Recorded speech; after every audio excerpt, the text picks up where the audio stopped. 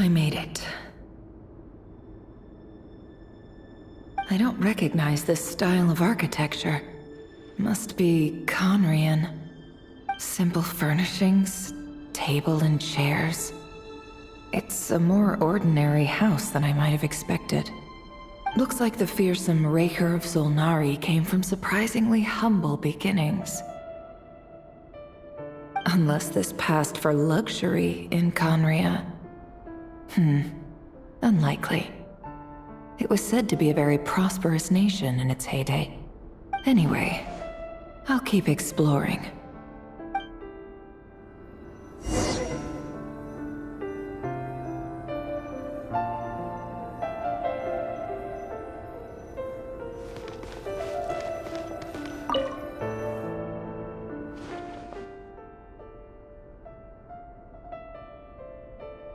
Hi, Rivier. Since you're working extra hours tonight, I thought I'd keep myself busy by checking out that new kebab shop. I've heard good things about their menu. I'll test it out, and if it's as good as everyone's saying, let's go back together sometime. P.S. New stash from the Universitas Magistrorum. I brought some goodies home. A few teacups and a pin rack. Hope you like them. They didn't sign their name, but they must have been close. Sounds like they were living together.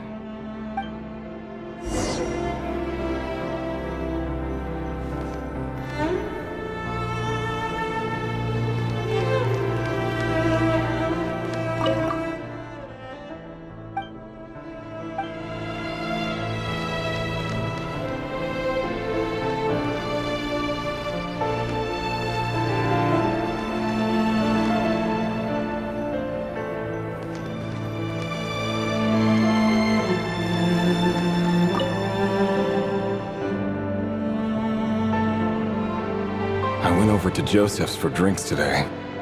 They have a fine collection, but I went alone. Felindis was tied up with something and couldn't make it. Joseph asked why I came alone, but I didn't really have an answer. He then went on to ask about other things. If you ask me, someone who asks that many personal questions is too nosy for their own good. But if he invites me again, chances are I'd still go. Felindis. That's the same name Rerir mentioned. Crane imports keep falling. If things don't pick up, we'll soon be back to meat and mushrooms only. Honestly, I'm not a huge fan of that new type of mushroom everyone's been into lately. Didn't it start out as a lab-grown variety? I heard it's even mildly corrosive. Seriously, why would you even eat something like that? I don't care if it's an impressive feat of alchemy. That just isn't the kind of thing I like to eat. Grain has to be imported, and they're eating a diet of mostly meat and mushrooms. Could it be because Conria is underground, so it doesn't get much sunlight? That would explain why they use so much stone in their buildings. They even use alchemically modified strains for food. Seems like the people of Conria don't have many options when it comes to dining. I've just about saved up enough now. Time to buy it and keep it somewhere safe. Making a big purchase. I wonder what it is.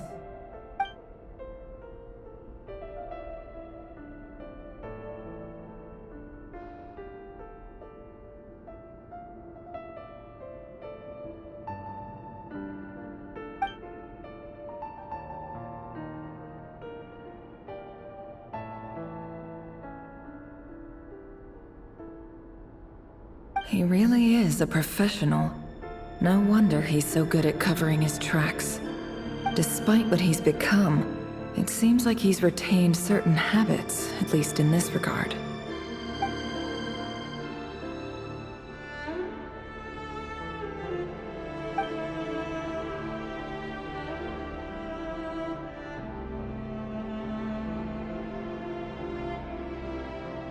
Did Rary rip it out himself?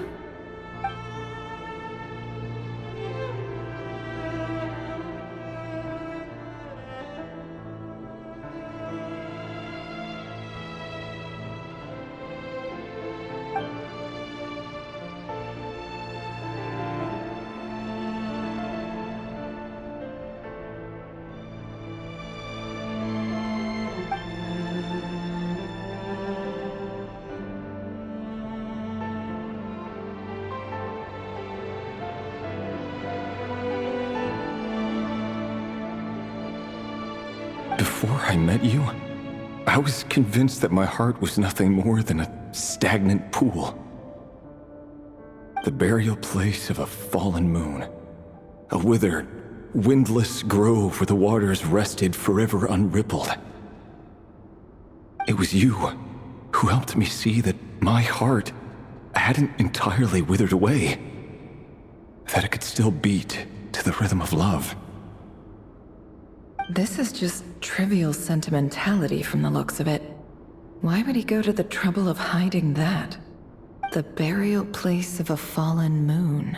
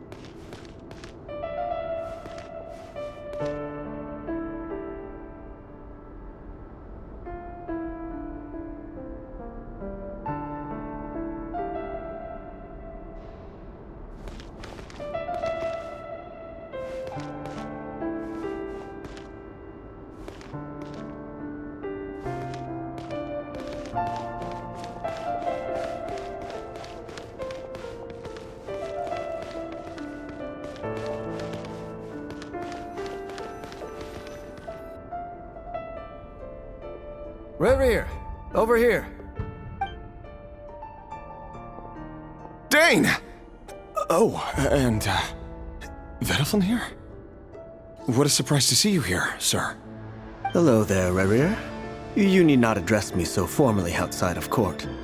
He doesn't get that much free time, so I invited him over for a drink. Even the court prophet deserves a break every now and then, right? Well, I'm flattered. So, what are we discussing today? Hey, don't look at me. As far as I see it, we don't need an excuse to have a few drinks. Come on, don't give us that. Didn't you say you were about to pop the big question? How's that coming along? Who'd have thought the great Twilight Sword was an even greater gossip? I just didn't expect you to be the first one to settle down and get married, that's all. Yeah. If you told me that a few years ago, I wouldn't have believed you either. So, are you planning to come clean about your job then? I'm guessing you still haven't told her. Sure, I'll have to tell her at some point. But I'll need to pick the right time and place. To be honest, I have no idea how she'll take it. Come on, stop being such a pessimist. For all you know, she could be thrilled. I bet she'll be much more impressed by your actual job than the one she thinks you're doing now. A member of the King's Guard. Quite the cover story. Does the king himself even know? Of course he does. Anyway, enough about me. How have you been? Me? Same old, same old. Nothing much to... Huh? What's up, Ved? It's nothing. Vedalfin, Dainslift's elder brother. Renowned throughout the court of Conria as the Visionary, and said to possess a wisdom far beyond the reach of any ordinary man. And yet, despite the gulf between us, he seems to have something to say about me. Does he even know me? Does he see me as a friend of his brother, or just another of the Vinster King's blades? Why did he react so strongly? Was it really to do with what we were talking about? Brown, curly hair and brooding blue eyes. So this is what Rerir looked like back in the day. Perfectly normal. No different from anyone else. As frightening as this monster is in the present, there's something even more unsettling about seeing the human he used to be.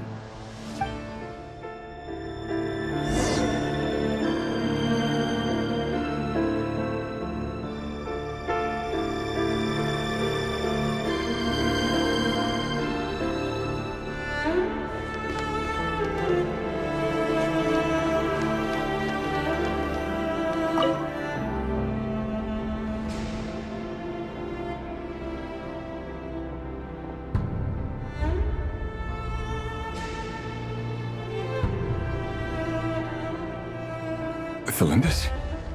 You're back early? Our equipment's being serviced today, so I got off earlier than usual. How's your day been? Aw, why the long face? Is something the matter? Has your boss been giving you a hard time again? Went for a drink with Dane and the others after work. Isn't that a good thing?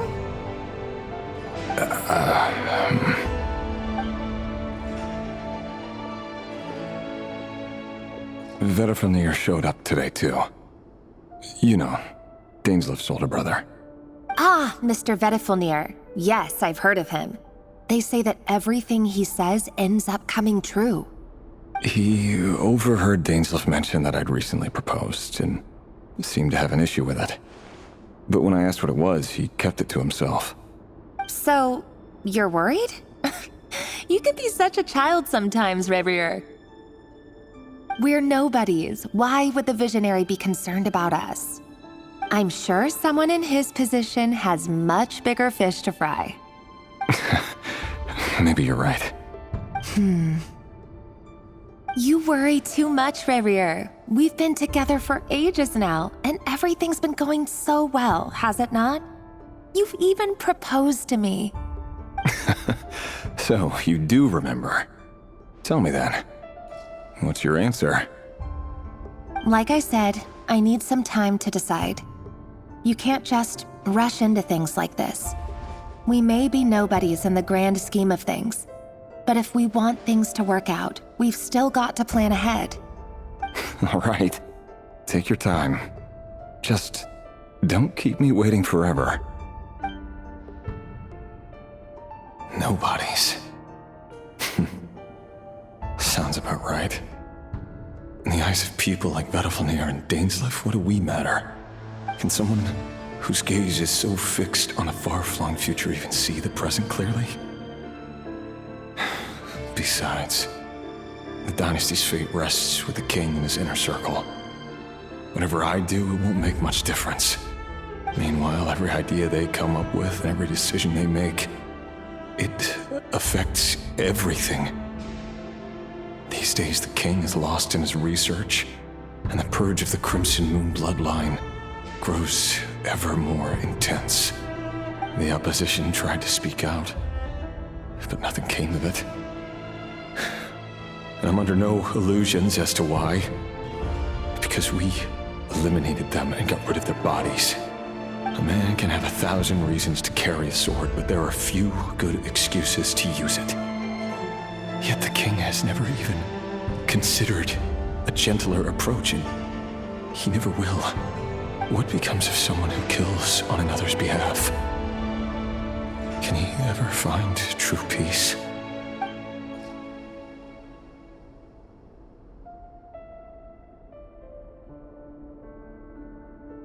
Thelindis?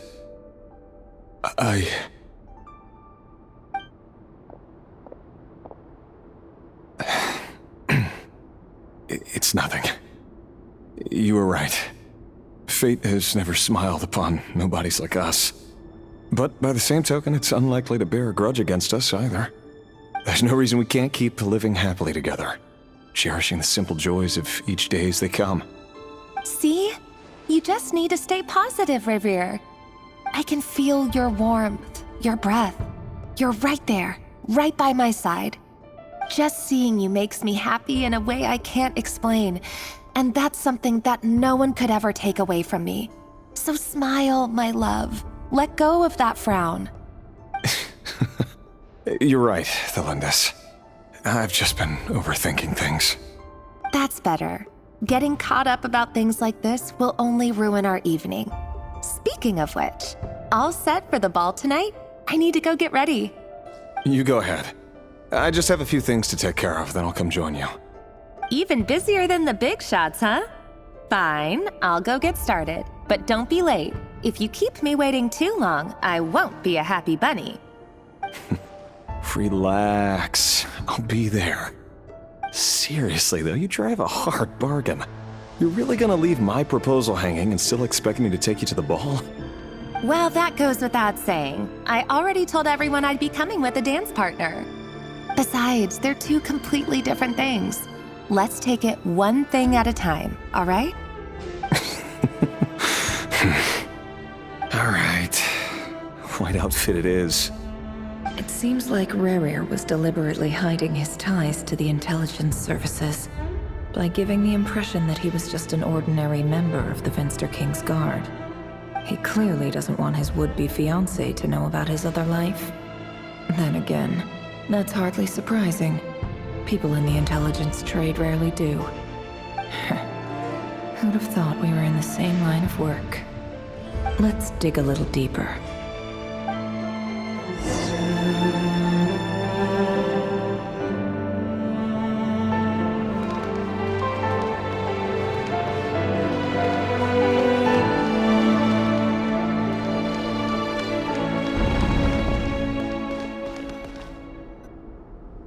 Our last operation was a resounding success, and all thanks to you, Rehir of Solnari. In total, we apprehended 32 dregs of the Crimson Moon, and 67 accomplices. After all these years since the dynasty's fall, so many of them still linger on. Indeed, it cannot be denied. Yet it was destiny that the Crimson Moon should be overcome by the eclipse, and that His Majesty, the all-seeing Finster King, now guides our nation on the path to prosperity. Conria has no further need for a dead moon. But alas, there will always be those who refuse to see the truth, choosing instead to romanticize the past. That's not entirely true. Much about the Crimson Moon era was worthy of remembrance, and that's exactly why they keep trying to see it restored. Many of its secrets remain unsolved to this day. As it happens, that's precisely the field of study my partner is devoted to. You still haven't told her what you really do for a living. Where would I even start? How do you tell someone that you're one of the king's hand-picked executioners? That your hands are steeped in blood? You didn't choose this life, any more than I did. Orphans like us don't get a say. But I'll sure as heck be the one to pay for it. Speaking of which, we need to be more rigorous in the way we identify direct descendants of the Crimson Moon. Someone, it seems, has strong opinions about my future plans. Most likely my marriage in particular. I have a feeling that we may soon become targets of the Crimson Moon's retribution. Your concerns are not unfounded. They've taken out many of our colleagues these past few years, and for that very reason. These are no helpless lambs we're leading to the slaughter. They're wolves in sheep's clothing. Take care, Rehir of Solnari. I look forward to toasting you at your wedding. Thanks, Thorkel. You look after yourself, too.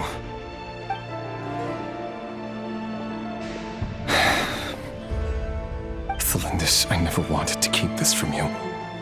You're the last person I would ever want to lie to. But that's exactly why I can't tell you everything. There are things you shouldn't know. Things you cannot know. The moonlit dynasties are a thing of the past. Yet even now, with the sun shining high in the sky, there are those who would call forth a dead moon's ghost. Could that be why Vedalfnir held back? Or was it because of some court secret he's not at liberty to share? I have to get a clear answer from him. No matter what happens, I will protect Thelindis. Rerir seems to be very concerned by Vedalfnir's reaction. Vedalfnir and Dainsleif, the Visionary and Twilight Sword. So that's what they were really like. I've investigated this whole area now. There doesn't seem to be any other memories here. Should I try somewhere else? Wait a second. What's this black smoke?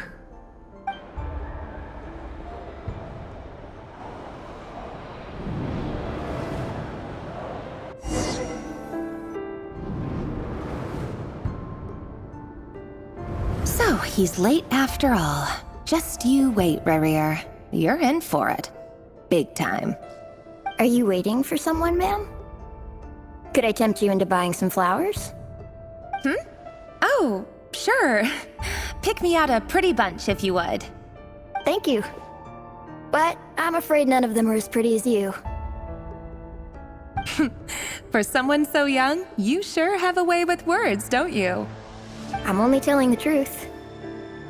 Look me in the eyes. You'll see I'm not lying. You're... May we have a word in private? Who are you? And what do you want? It doesn't matter who I am. Too many of our kind have fallen lately, so I decided to take the risk of reaching out. Not long ago, the Ray here of Solnari led an assault on one of our strongholds. We suffered many casualties, and many who came to our aid lost their lives as well. Sorry, I don't know why you're telling me this. And I don't want to get involved. Wait, hear me out. This time we finally got a clear look at his face and learned his true identity. His name is Rarier, and he claims to be one of the King's guards. What did you say? A cruel irony, isn't it? The man you're set to marry leads a double life as a brutal executioner. But surely, you must have caught a whiff of the blood on his hands. Why are you telling me all of this now? Simple. It's because... How strange. Rarier was nowhere to be seen in that memory. It clearly belonged to the Lindis. Rarier couldn't possibly know what happened if he wasn't even there.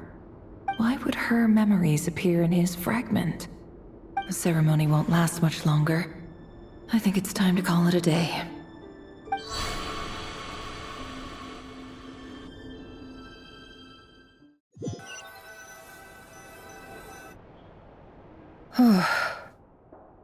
So that was your doing? Did you just pull us inside Rarier's fragment to spy directly on his memories? Any more questions, and I'll have to start charging. I had no idea you could do that, boss! Seriously, that was amazing! We're not worthy. We're not worthy! I gotta admit, though, I'm itching to see what happens next. Feels like we barely scratched the surface. I'm just as curious as you are, but the ceremony only allows for limited time inside. That's all we can see for now. Luckily, we managed to learn quite a lot. So far, so good. I just hope the others are doing okay too. Especially the group with the Traveler. Their mission is a risky one. Let's hope it's all going smoothly. If you're worried about them, go see how they're doing. If I know boss, she's gonna need some time to write up all the details and make sure it's all coherent. I'll stay behind to lend a hand, but feel free to head back and meet up with the others.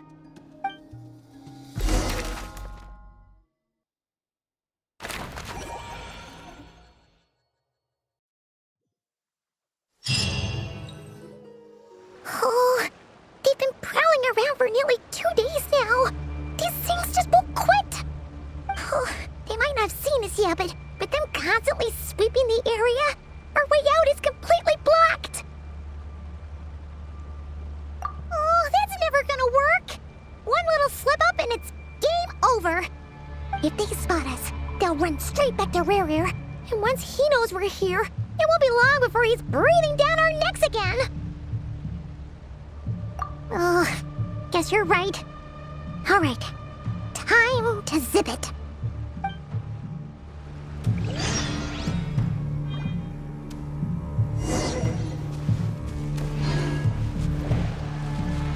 Quick, hide! We almost got spotted.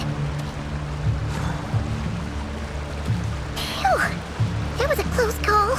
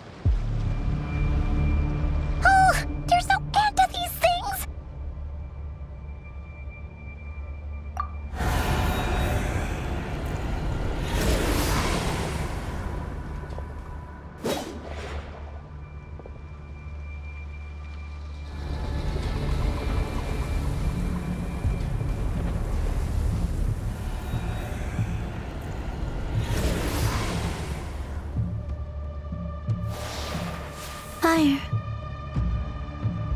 Fire? Wait, what's that smell? Oh no! There's a fire!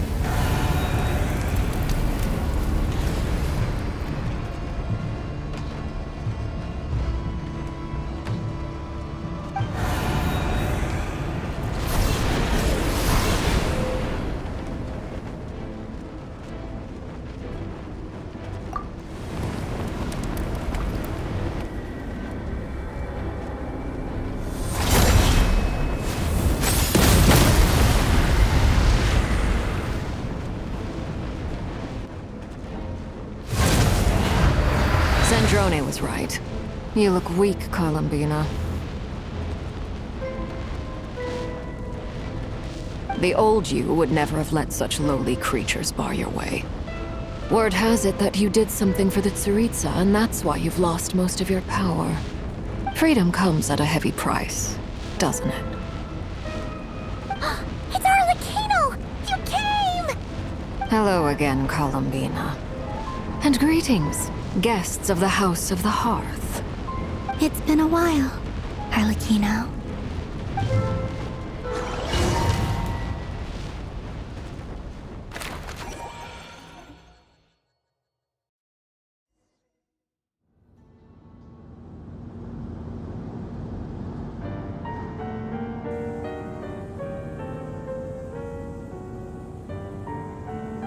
Stupid right here of stupid Solnari.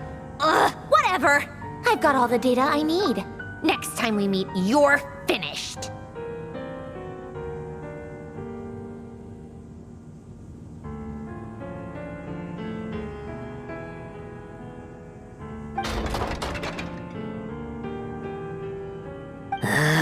He sure doesn't pull his punches. Excuse me, do you need a hand? You can do me a favor by staying out of my way. Can't you see I'm busy? Wait a minute. I recognize that voice. Hello, Miss Sandrone. Father sent us over to help. How considerate of her. Hey, Fremine, get over here and help me fix this. Lenny, you do your thing. Just keep your sister away from my machines. Nearly every machine that Catgirl touches ends up going haywire. Go put her on cleaning duty or something.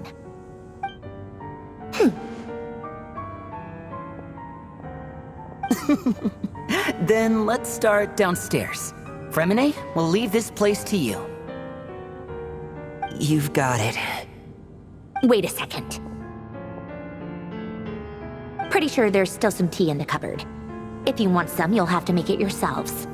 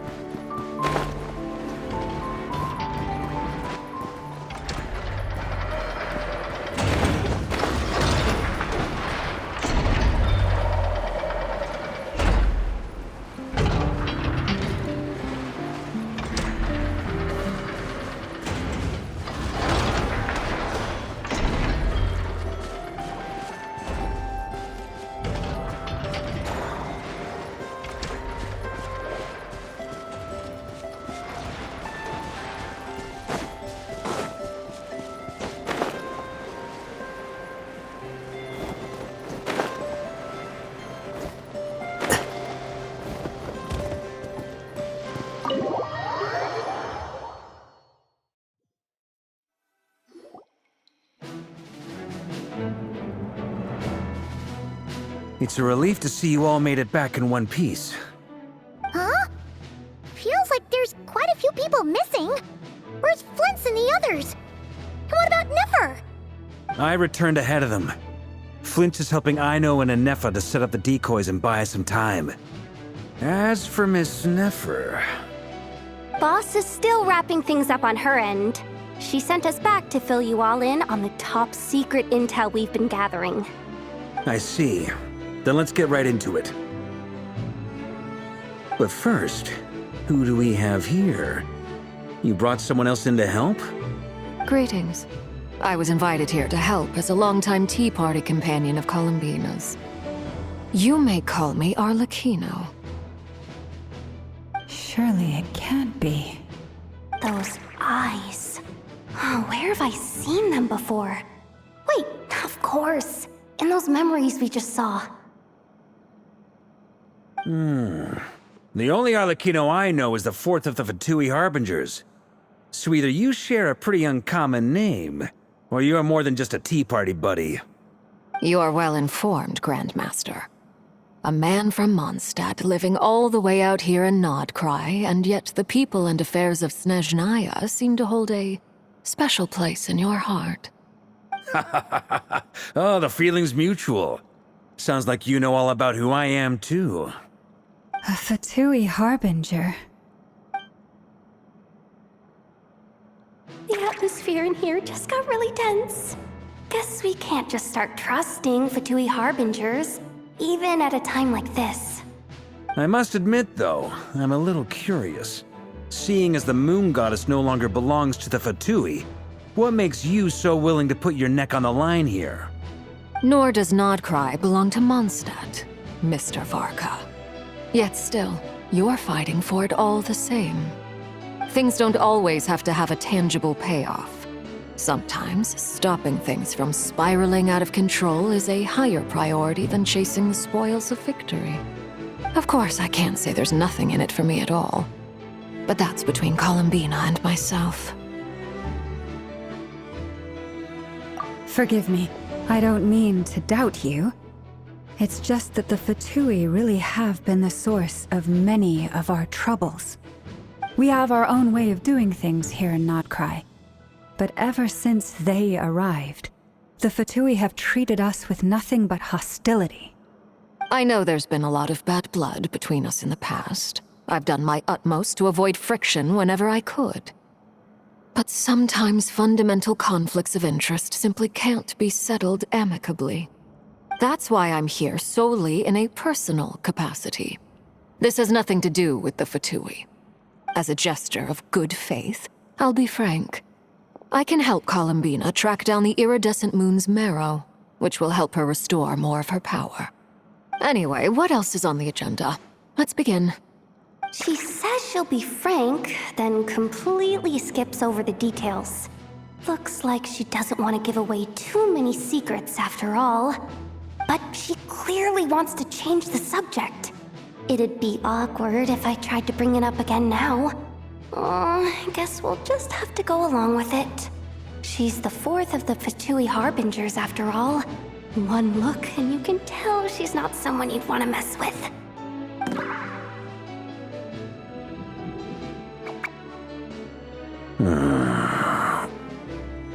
Well, since Miss Arlecchino sounds confident in her ability to handle that, we'll proceed to the next topic. Yehoda, time to share that top-secret intel. All right, listen up, everyone. First, we now know that Rerir was originally a Conrian secret agent whose primary mission was to hunt down and assassinate the so-called Dregs of the Crimson Moon. The Dregs of the Crimson Moon? Mm-hmm. In the memories, there was a lot of talk about the Crimson Moon and Eclipse, and a whole bunch of other stuff from the time of Conria. To my knowledge, those were the names of two different Conrian dynasties.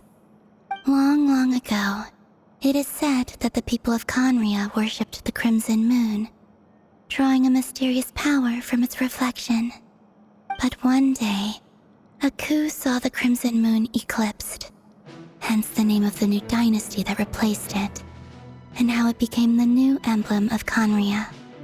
Still, long after the Crimson Moon dynasty had fallen, the last ruler of the Eclipse dynasty, the Vinster King, still coveted the secrets it left behind. So, he sent the Rehir of Solnari to secretly hunt down the Crimson Moon's few remaining followers. In those days, Rerir showed no signs of madness. In fact, He was as normal as any other person. Oh, and he had a fiancé, or at least a would-be fiancé, called Tholindis. What's the matter?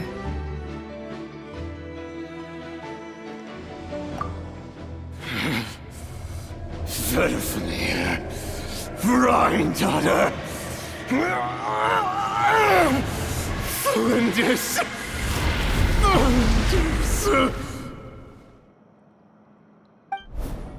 Interesting. Anything else? What about this would-be fiancé of his? Do we know anything about her? Well, she was a researcher at the Universitas Magistrorum, but it felt like she was hiding some kind of secret. Oh, and one more thing. For some reason, Rerir's fragment also contains some of Tholindis' memories, though only a very small portion. Well, no shortage of potential leads, I'll give you that. In any case, it sounds like we can conclude that while Tholindis was still around, Rerir appeared to be lucid and quite normal. Tholindis, it seems, must have been the one thing in this world that he couldn't let go of. Tell me, though, were these pure-blood Conorians we're talking about here? Why do you need to know that? Hold on. If she was a pure-blood Conrian... Oh yeah! Just like how it was with the captain! If we could somehow find her, do you think there's any chance Rerir might regain some of his sanity? It's possible, but it would take a miracle. We can't pin all our hopes on that. That merchant who Nefer knows, Dori Sangama Bay. Maybe we could hire her to look into it. All right, then. Let's keep working in our separate teams. Traveler, Paimon, Kutar, and Miss Arlecchino will go look for the iridescent moon's marrow. As for the others... On the way over here, I noticed that the Wild Hunt monsters had grown even more frenzied in their search for Kutar. At this rate, the people living here will be in grave danger too. So I'm thinking of gathering together some of our followers to go wipe them out. I'll head back to the curatorium and meet up with the boss. Feels good knowing we've all got something to be getting on with. Given that the Wild Hunt has been a lot more active lately, the Lightkeepers have likely begun their own operations too. If that is the case, someone will need to pass the news on to Flint's. I'll hold the fort for now, then discuss our next move with Flint's, Aino, and Anefa when they get back. Alright then. Well, the clock's ticking. If that's everything, we'll be on our way. We'd better get moving too.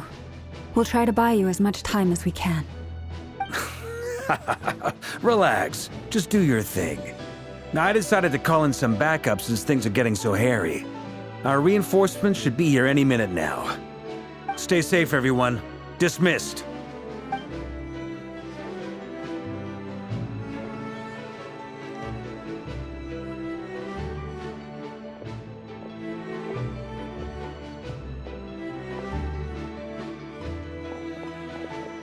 We're back.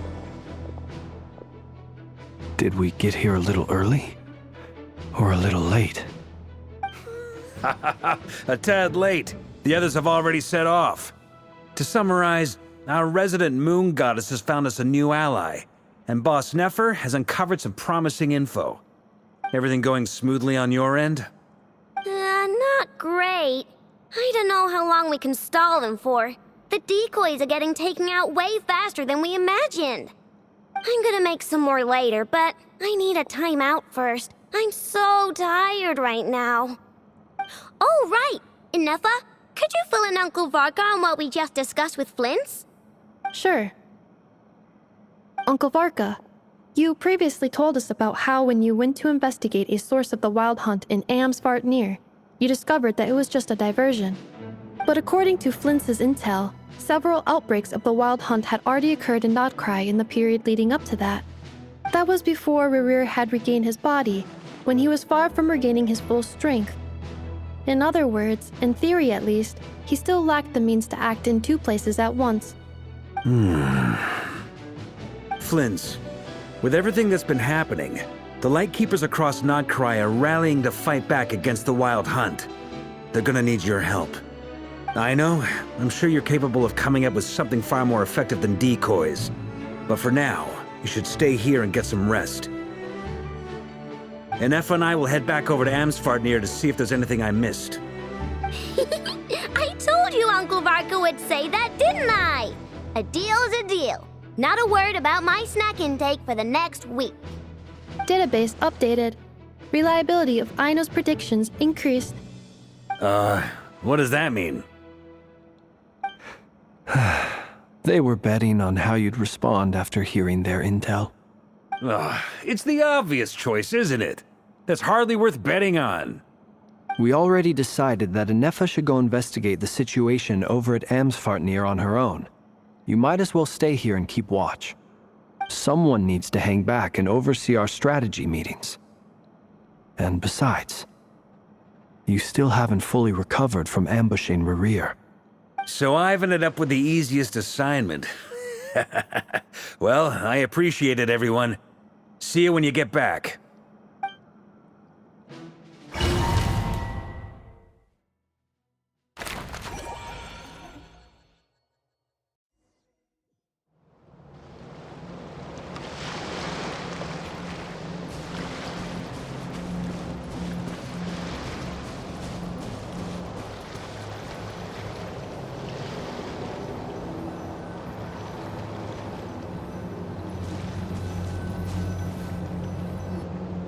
Here, this will serve as a good spot to cross over. Arlecchino, hold up a second. Since you brought us all this way, would you mind telling us what you've got planned? We still haven't got the slightest idea what's going on here. And if even Columbina doesn't know where the iridescent moon's marrow is, how do you? Simple. Because I am an inheritor of the royal bloodline of the Crimson Moon, and one of the last surviving embers of the Two Worlds' flames. Huh? Are you serious?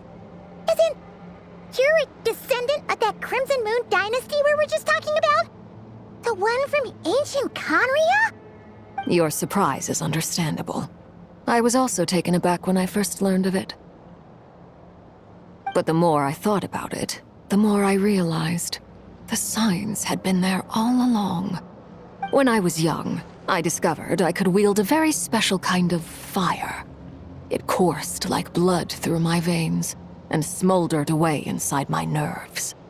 What's more, whenever I experienced strong bursts of emotion or drew too deeply on this power, it was like some kind of presence within the fire would begin to gnaw away at me, consuming me from the inside out.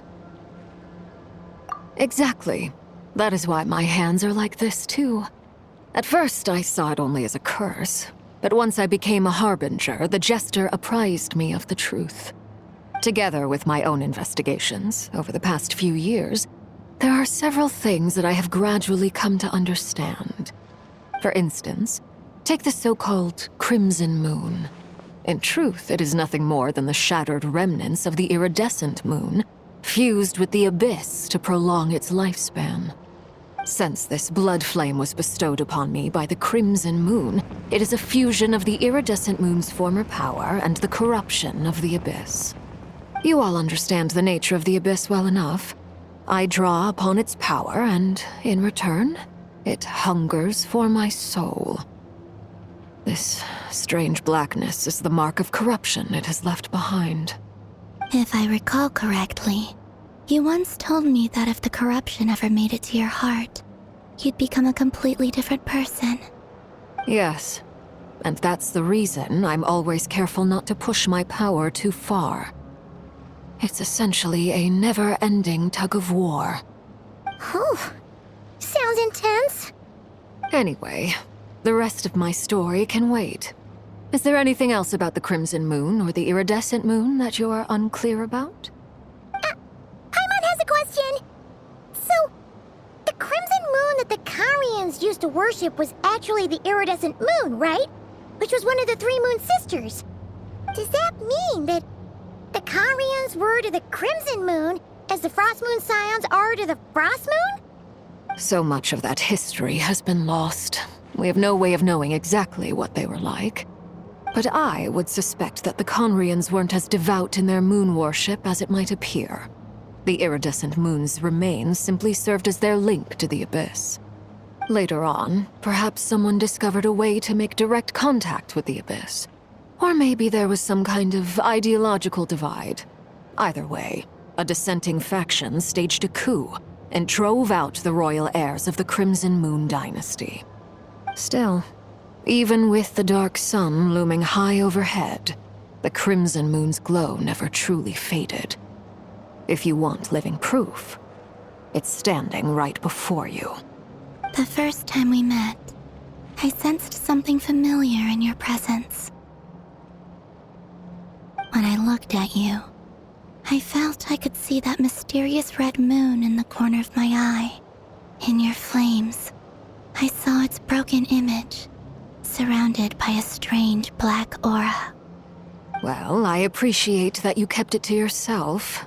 Much about the Crimson Moon is still a mystery, and I'd prefer not to end up as the object of an insane research project. Anyway, time is against us here, so if there's any other questions, they'll have to wait. I just want to make sure I've got one thing straight.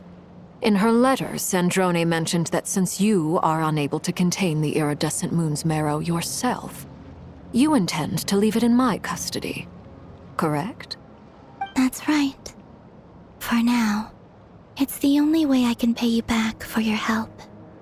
The iridescent moon is already part of who you are, so with its marrow in your possession, you'll be even more powerful than before.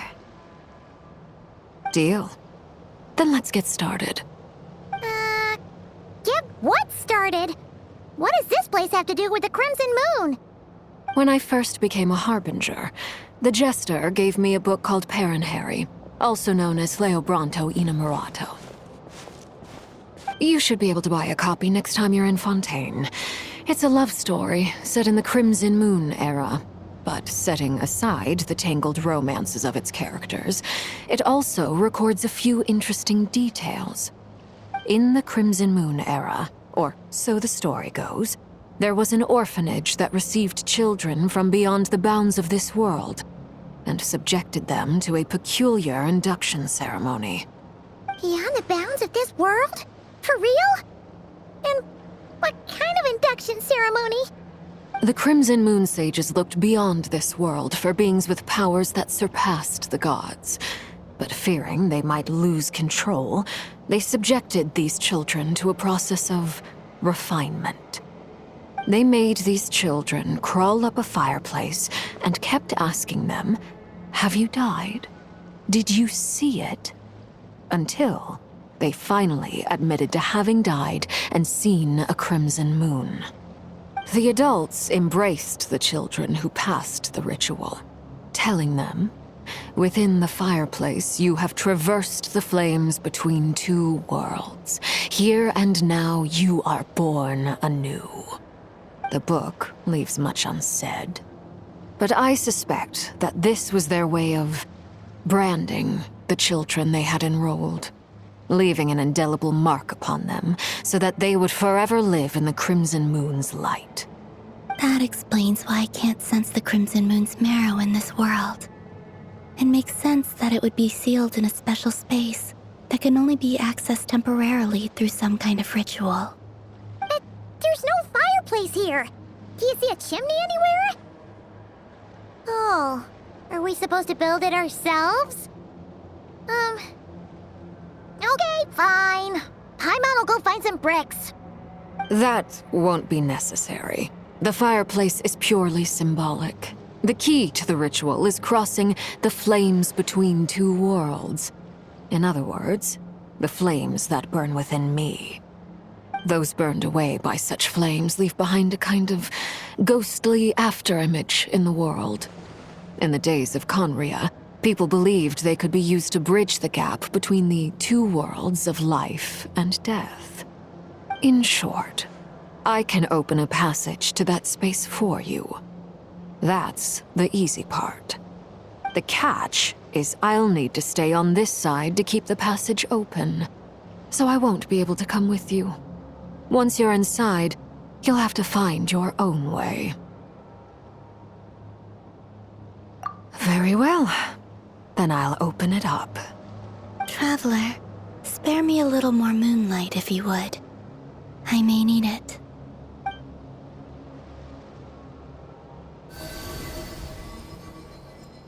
Thank you.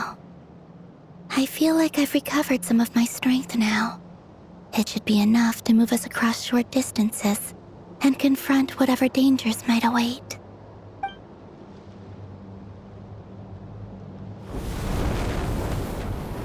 Mistress of the seven hues of ages past, great mother of the present, crimson-clad sovereign of the two realms, by fire severed, by fire renewed, I offer myself now and beseech your descent.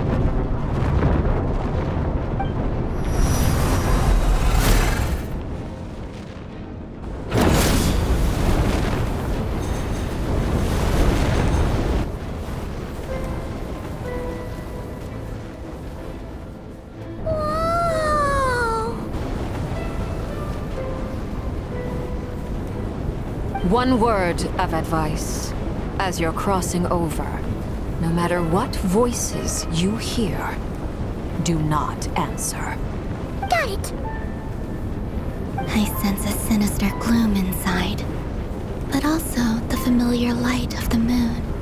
I feel that I am about to meet an old friend who has changed beyond all recognition. All right, let's go.